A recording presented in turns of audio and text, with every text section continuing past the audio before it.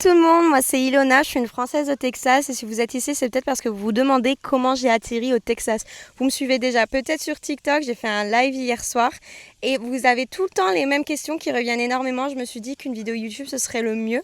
Vous vous demandez mais comment, à quoi ressemble la vie au Texas, le vrai quotidien, comment ça se passe dans un ranch, comment la culture se passe, est-ce que tout le monde porte des chapeaux de cow-boy?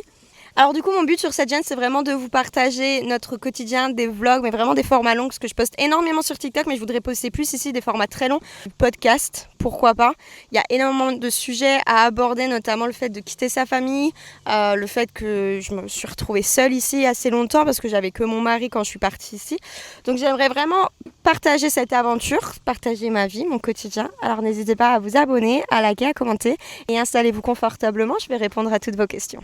La question numéro 1, c'est comment je suis arrivée au Texas. Tout le monde me pose la question. La question, elle est vite répondue. Et la réponse est simple, c'est mon mari tout simplement. Lui, il est né ici, il a passé toute sa vie ici. Il ne parle pas français, il parle que anglais, évidemment car il est américain.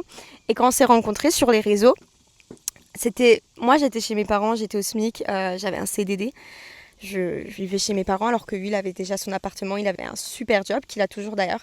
Donc c'était très logique pour moi de venir m'installer aux États-Unis, le rejoindre pour qu'il puisse lui ramener l'argent et nous aider, nous supporter financièrement. C'est très compliqué dans l'autre sens. Il m'a quand même toujours dit si la France me manquait, si je me sentais pas bien ici sur place, qu'il viendrait s'installer en France et qu'il apprendrait le français et qu'il trouverait un travail le lendemain que je lui demanderais de déménager. Du coup, ce qui nous amène sur la question numéro 2, c'est est-ce que je parlais déjà anglais et comment j'ai fait pour aussi bien parler anglais? Parce qu'aujourd'hui, je peux totalement approuver que je suis entièrement bilingue. Alors déjà, tout simplement, j'ai toujours écouté en anglais. Moi, ça m'a toujours passionnée. Quand j'étais très jeune, j'étais en CP, on était dans une toute petite école et j'étais mélangée au CM2. J'ai eu la chance d'avoir un super prof, un super maître dès qu'il a vu que je portais de l'importance pour ces cours d'anglais qu'il donnait au CM2, il m'a tout de suite demandé si je voulais participer. Moi, ça m'a tout de suite intéressée. J'ai toujours été à fond niveau langue. J'ai appris plein de langues. J'ai fait de l'italien, de l'espagnol. Je me suis intéressée au japonais, à l'albanais, au russe. J'adore les langues. C'est vraiment mon truc. Je suis allée en fac de langue. Je suis allée en LEA. J'ai fait 2 L1. Parce que ici, l'école, c'est pas trop notre truc. Donc, j'ai essayé 2 fois la LEA. Et c'est OK. J'ai fait anglais-russe et anglais-italien. Et vraiment, ce qui m'a beaucoup aidé également, c'est les réseaux sociaux. J'avais 12-13 ans, j'étais à fond sur les Macon Boys, tout ce qui est Shawn Mendes, Cameron Dallas, tout ça. Les One Direction aussi, j'étais à fond. Je lisais des fictions Wattpad. J'étais sur Twitter, sur Vine, sur YouTube, super jeune. Et à l'époque, il n'y avait pas la traduction, donc tu n'avais pas trop le choix que de démerder. Et j'adorais traduire les chansons en anglais, les traduire en français. Donc voilà, ça m'a toujours passionné les langues. Et alors évidemment, depuis que je suis aux États-Unis, mon accent s'est énormément amélioré. J'ai beaucoup moins peur. En fait, c'était plus le côté expression. J'avais un peu peur de m'exprimer. Maintenant, je sais que je bégaye en français beaucoup. Ça rend aussi la pratique du français un petit peu plus compliquée. Je dis des mots bizarres un peu des fois. Je fais du franglais et ça sonne bizarre. Mes parents me disent qu'est-ce que tu racontes.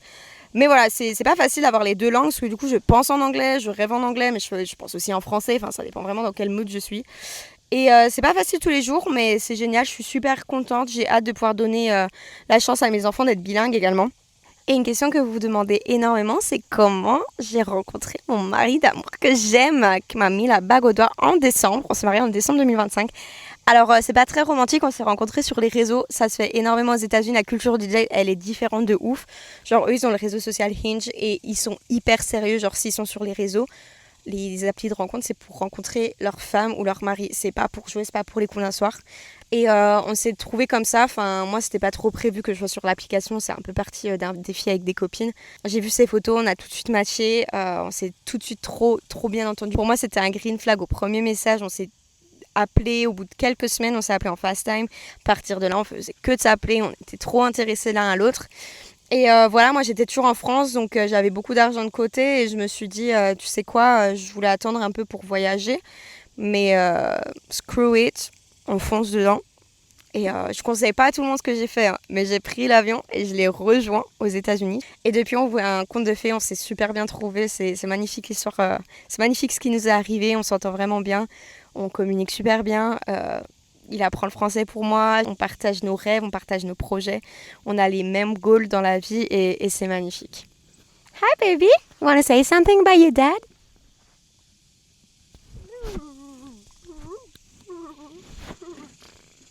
Pour la prochaine question, on me demande beaucoup, mais est-ce que je travaille? Non, je ne peux pas travailler car le visa sous lequel je suis ne me permet pas de travailler, tout simplement. C'est pas si facile que ça de travailler aux États-Unis. Souvent, il nous faut un permis de travail que je n'ai pas encore, que j'aimerais obtenir bientôt, mais sincèrement, alors notre ranch, on nous pose beaucoup la question, comment on fait pour vivre de notre ranch? On ne vit pas de notre ranch. Moi, je m'occupe des animaux toute la journée. Alors du coup, non, je ne travaille pas pour l'instant, enfin je m'occupe du ranch, c'est quand même beaucoup de travail, mais on ne vit pas de l'argent du ranch pour l'instant. Sincèrement, c'est juste 6 hectares, on a mis nos chevaux dessus. Moi, j'ai mon projet d'appeler ça le Copper Creek Ranch. J'ai énormément de projets, j'aimerais faire des girls trip ici, j'aimerais que des filles qui veulent voyager solo viennent chez moi pour avoir un côté sécurité. J'aimerais faire des voyages de filles qui veulent venir voyager toutes seules ou entre copines. J'aimerais également faire du Airbnb familial, avoir proposé cette vie de ranch, griller du barbecue, avoir des chanteurs et tout. J'ai un gros projet, c'est un rêve. Maintenant, ça va pas se construire comme ça. Notre propriété, on l'a depuis mars 2026, donc c'est très récent. Mais on croit en nous, on travaille dur. Mon mari travaille très dur et je fais tout pour le soutenir au maximum. Et pourquoi pas travailler? On me demande, est-ce que tu comptes travailler? Franchement, pourquoi pas? Pour l'instant, j'ai le temps de travailler. J'ai le temps pour un petit mi-temps tranquille dans un domaine qui me plaît, une boutique d'équitation, des trucs de fringues western et tout. Franchement, ça me plairait énormément. En plus, il y a pas mal d'avantages de travailler en boutique, que ça soit des petites réductions et tout. Donc pourquoi pas, ça m'occuperait bien. Ça permet aussi de rencontrer du monde. C'est très important de rencontrer du monde. Et ça apporte à la prochaine question, est-ce que je me sens seule? Sincèrement, maintenant, ça va beaucoup mieux. J'ai mon terrain, j'ai mes animaux. Je me suis redécouvert avec cette vie à la campagne. Parce que nous, quand j'ai emménagé aux États-Unis, on était en ville, à Fort Worth, en plein centre-ville. Et j'ai pas eu de copine pendant très longtemps. J'avais que mes copines qui étaient en France, j'ai quitté tout le monde, ma famille, mes amis. C'était très dur. Maintenant, je commence à me faire des copines, donc ça va beaucoup mieux. On va les voir demain. Vous pouvez les voir sur mon prochain vlog du 4 juillet qui sort la semaine prochaine. Ça n'a pas été facile et encore maintenant, c'est pas facile. J'avais que mes parents à mon mariage, j'avais pas mes copines. Ma témoin, c'était ma belle-sœur. Malheureusement, ma meilleure amie n'a pas pu venir. J'avais pas mes grands-parents, alors qu'ils sont tous en vie et qu'ils sont tous en France. Donc oui, je me suis mariée. Prochaine question, comment était le mariage? Est-ce que je me suis mariée seule? On ne s'est pas mariée seule, on a eu un magnifique mariage. Je pourrais mettre quelques extraits. Man in white. Trent, you may now kiss your bride.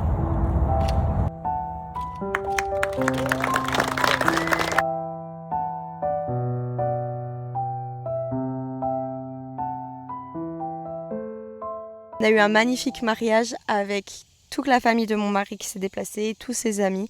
Mais malheureusement, il n'y a que mes parents qui ont pu venir. On a beaucoup parlé, est-ce qu'on fait juste un petit mariage? Est-ce qu'on attend, on fait un deuxième mariage en France? Et pour nous, c'était cette cérémonie qui était très importante. C'était la première, on a dit nos vœux, on s'est dit oui. On compte refaire une petite réception en France si on a la chance d'aller en France pour nous un an, si tout se passe bien. Mais ça n'a pas été facile tous les jours, ça me manque beaucoup. C'est pas facile de partir loin de sa famille. Alors on se voit assez souvent pour mes parents parce qu'on voyage beaucoup. On a eu la chance d'aller en France l'année dernière, 2 fois. Mes parents sont venus, ils comptent revenir en août. Mon frère est déjà venu l'année dernière.